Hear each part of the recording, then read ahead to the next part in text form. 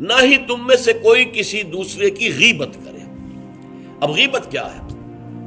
کسی شخص کی غیر موجودگی میں اس کی کوئی برائی بیان کرنا، یہ غیبت ہے۔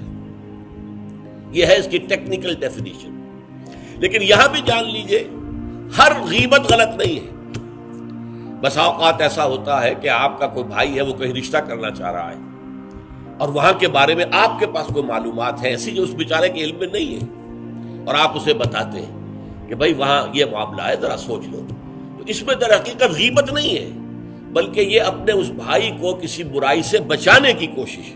اس میں اس کے ساتھ نصح اور خیر خواہی کا جذبہ ہے، نہ کہ ان کو بدنام کرنے کا جذبہ۔ اگر کوئی سبب ہے ہی نہیں اور آپ بیان کر رہے ہیں تو یہ غیبت ہے۔